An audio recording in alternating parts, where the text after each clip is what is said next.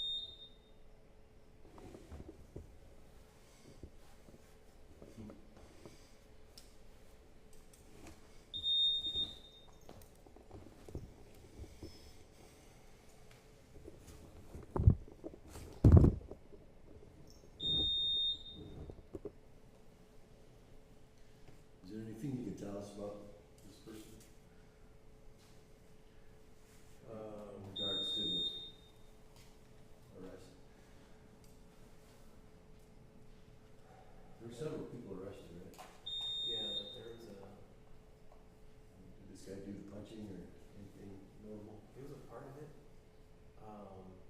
Don't know if he has any criminal history. I know he's a non-citizen.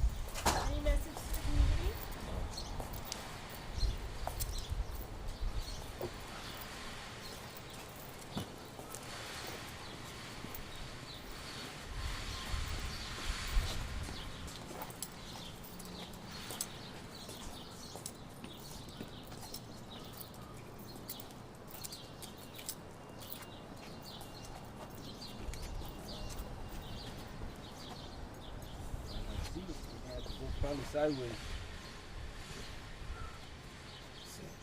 I can't take them off. Just, I'll tell you what. Get up right there. Go ahead and step on the, get down on the street.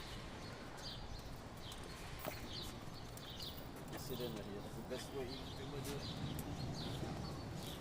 All right.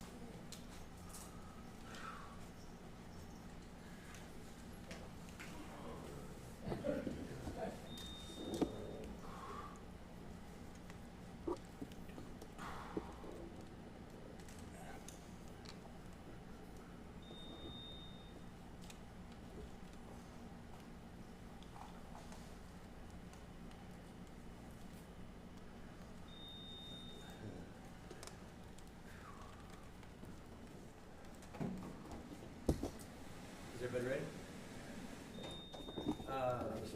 Are y'all going to need, are we going to need Spanish sound as well? You're going to need Spanish sound. Okay, that's fine. We're prepared to do that. Thank y'all so much for joining us. I apologize for the wait. This is a case that has tied up a lot of resources for us, and in a bit, you'll understand exactly why. It's a pretty important case, heartbreaking case, that we've been actively working on basically around the clock since Thursday evening. So let me just start out with this. On Thursday, May 22nd, around 5 o'clock in the afternoon, we received a call. Patrol deputies were dispatched to a call for a group home located at 7314 Highland Lake. Now, this group home is one where folks with mental health issues or disabilities are housed in a group setting at a cost to the family. But the initial call came in because a father of a 29-year-old male that was a resident in one of these residences, this one in particular, suspected abuse of his son. Although the young man is 29 years of age, he's well into adulthood, he's a nonverbal autistic man who's really very limited on his capabilities to communicate. And the gentleman, the father, was suspecting abuse of the young man because of some injuries that he had seen. So in I believe a great heads-up move on his part, he actually invested in a camera of some sort that he placed in the young man's room and kept it there, unbeknownst to the workers there in the group home. And he captured what we believe to be abuse of his son, abuse that did lead to some injuries. Now, we have made some arrests in this case. We also are continuing to investigate it in partnership with several of our federal partners and other partners in the county system, and I'll elaborate on those. And we've also got at least one fugitive in this case that we're going to be asking the public's help with regard to helping us track this subject down. So let me go to the first slide here. These are the four folks that are suspected in this case, and I will go into greater detail with regard to each and every one and what it is that they are. These people are all employees of, and I'm going to butcher this name, Malfu Home Healthcare. Malfu Home Healthcare. Now, reason that comes into play is because at this point in time, we do believe that Malfu Home Healthcare is operating several homes in the Bexar County area. Now, that's not to say that all of them are experiencing things like this, but it is something to say that if you have a loved one in one of these group homes, perhaps you should be paying closer attention than normal. Double check these things, and of course, I'll give you the information to give us a call. You can call us at 210-335-6000. You can also send us email tips at bcsotips@bear.org, and I will continue to give that information. So let's go to the first slide. This subject here, Tony Israel, was the first one we placed under arrest on Thursday night going into Friday morning. Believe it or not, Mr. Tony Israel, up to this point, was actually also, in addition to being an employee of this group home, was a part-time deputy of the BCSO. When we found out that this had occurred and he was suspected of these criminal charges, being that he's a part-time deputy, he is an at-will employee at that point, and we immediately issued a termination to him based upon that, and then placed him under arrest for several charges. Assault against a disabled individual, which is a felony 3, injury to a disabled person through criminal negligence. In addition, there may be other charges that may apply, but at this point, that's what we've got with regard to Mr. Israel. He's 45 years of age. He had been with the Bexar County Sheriff's Office since 2023. And at some point in December of 2024, he opted to go from being a full-time employee to being a part-time employee. Now, as a part-time employee, the reason that people go to part-time employment for a variety of reasons. Sometimes they may be running a side business. Sometimes they may be a full-time college student and are needing an adjustment in their hours. Doing so allows them some flexibility with regard to their schedule. At that point, though, they become, in essence, a hourly employee. No benefits, no insurance, no pension. You're just strictly by however many hours that you work. That's how many hours you get paid for. But also the other thing that does is it removes civil service protection.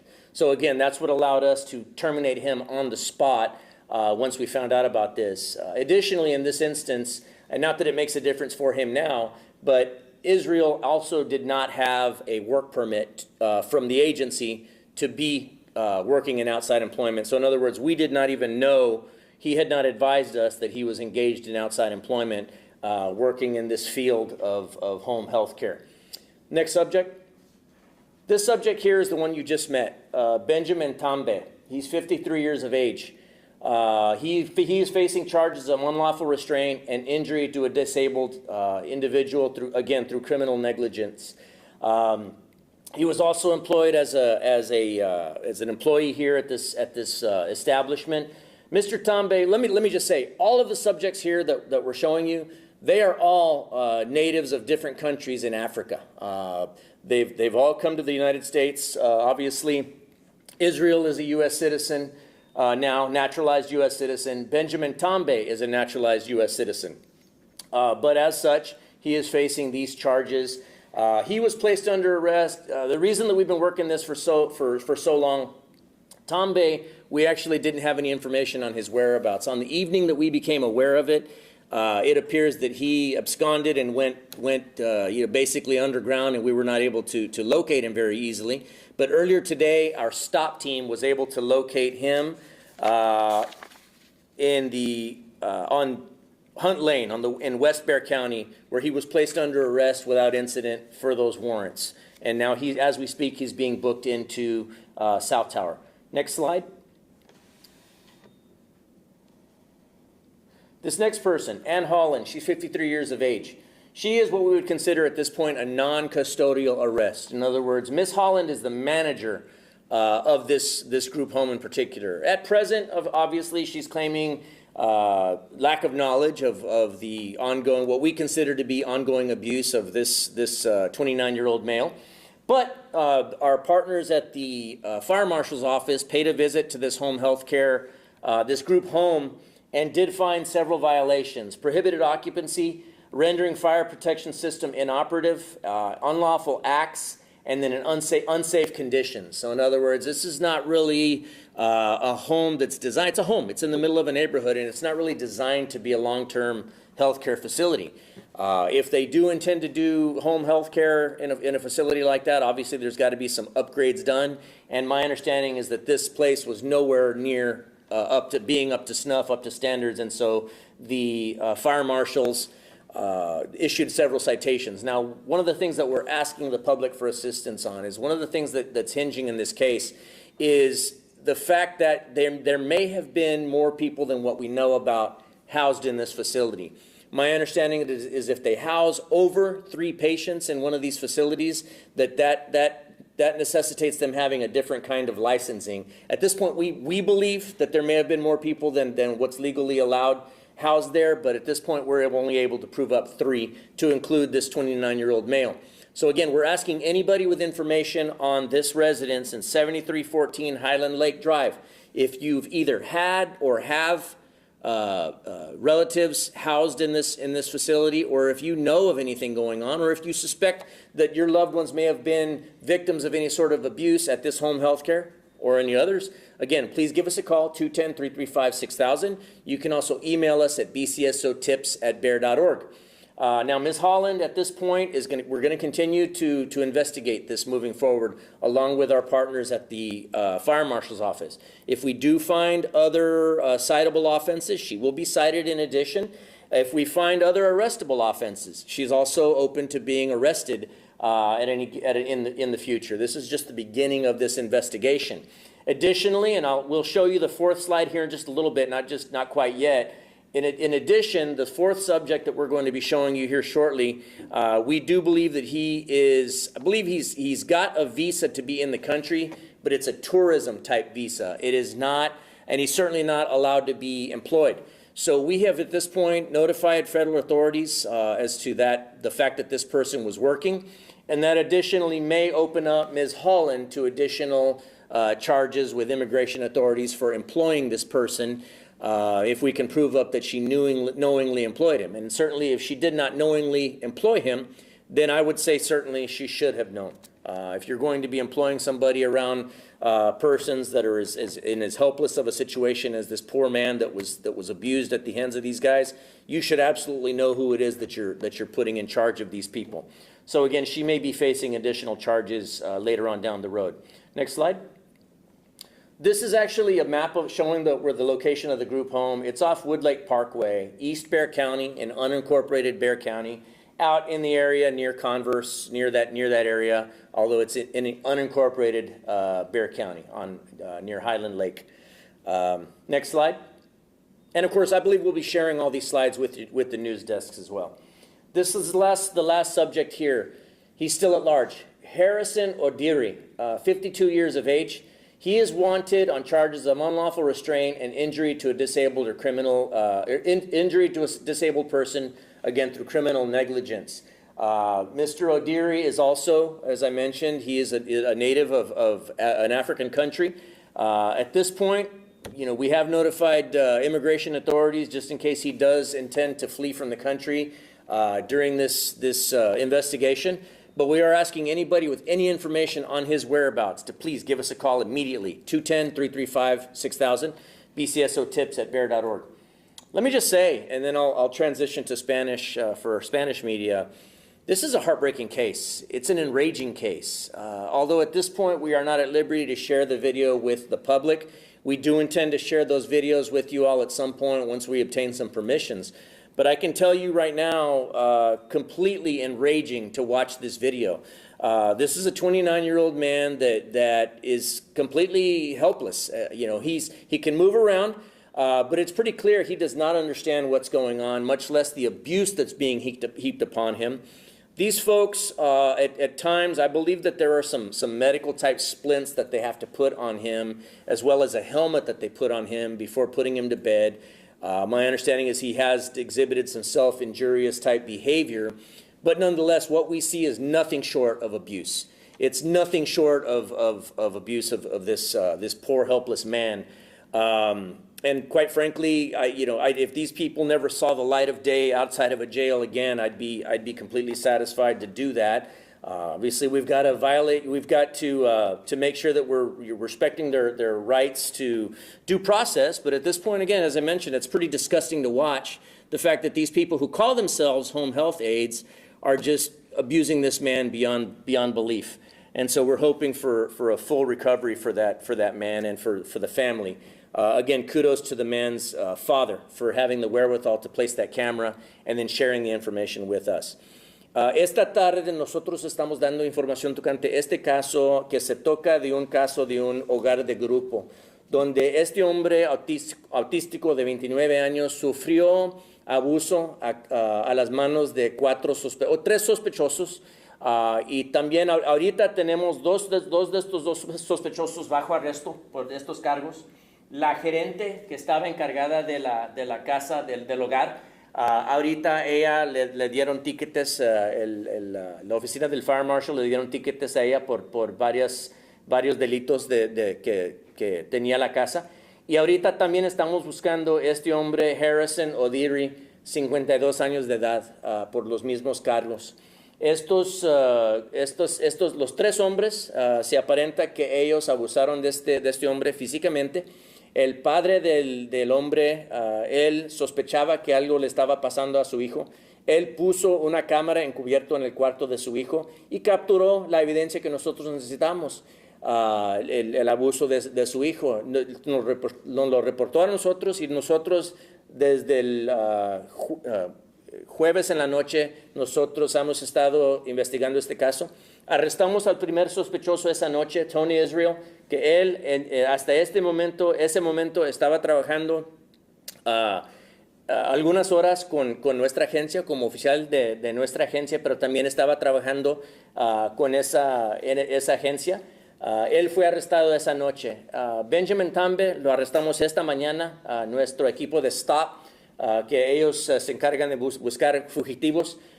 Todo el día ayer, esta mañana lo estaban buscando y lograron encontrarlo esta mañana en el oeste del condado y lo arrestaron. La mujer, Ann Holland, era la gerente que estaba encargada de la casa.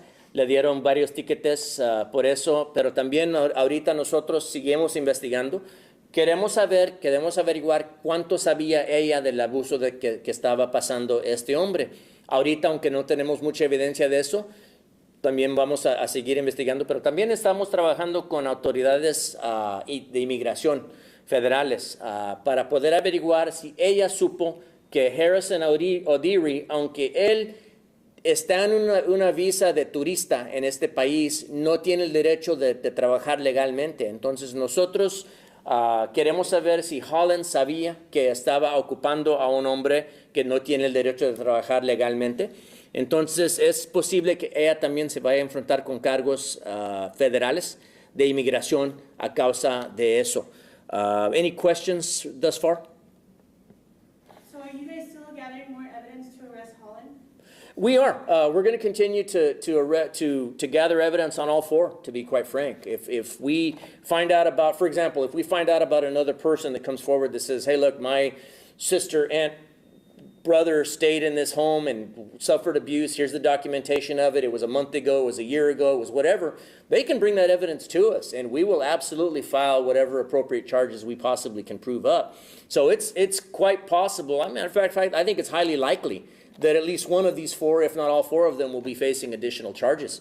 So again, we're asking anybody with any information to give us a call, 210-335-6000, or bcsotips@bear.org. Let me give you that same thing in Spanish, if that's okay. Es posible que alguno de estos sospechosos se van a enfrentar con otros cargos adicionales. Si alguien nos llame al 210-335-6000, si nos dan más información que hace un mes, hace una semana, hace unos 2 años que ellos tenían a alguien en este hogar que sufrió abuso, si nos pueden dar evidencia de eso, entonces nosotros con todas ganas vamos a seguir investigando y es posible que estos 4 se vayan a enfrentar con otros cargos adicionales. The videos, you said you weren't going to release them, but can you describe to us what you've seen in those videos? Sure, from what I've seen, I saw 2 of them. In one of them, it looks like O'Deary and Tambe are administering some sort of medication to this man. He's held on the floor, and while you can't really see what it is that's going on because the camera angle, You can tell that they're holding him down. You can tell that they're forcibly, forcing this medication down his throat. It appears that they're using a syringe without a needle on it, so like the kind that you use for a baby. And then you can hear him gurgling where they're forcing this medication down his throat. It's heartbreaking to watch. It's enraging to watch. Again, that's the one that I can see with those two. On the one with where at least Israel and Tambe are, it might quite possibly be all three. They're putting the man to bed. It looks like they're putting him to bed. And obviously he's resistant, right? He doesn't fully understand what's going on, but he's not any sort of threat to these guys. These are three big guys, physically big guys. And this man is basically very, very thin, very, very frail looking, and he's not assaulting them. He's got like a defensive posture. He's probably used to being abused by these people, quite frankly. He knows what's coming. And so he's, the lack of understanding of the situation, coupled with the fact that he's probably used to being abused, he strikes what I would call a defensive pose. So he's laying on his back with his hands and legs up, but they're, smacking him around, pushing him around. At one point, they tie him up with what looks to be like a sweater or a blanket, and then they force this helmet. It's like a rubber, like a martial arts type helmet over his head before putting him to bed. And again, it's enraging to watch because you know that this gentleman he's not able to comprehend what it is that he's doing, and he's certainly not responsible for his own actions, and it's pretty clear he's not intending to hurt these guys at all. Not to mention he's not a threat to them. Even if he did intend to hurt them, he's not a threat to them at all. There's three of them. So just the fact that they're just piling on the abuse and tying him up. I believe he was a resident of this group home for about 7 years. And so I can't even imagine. We just saw a glimpse. We saw that much of that in two instances. I can't even imagine what he's gone through in the past 7 years. Can you give us his name, and do you know where he's at now? Is he still in the home health care?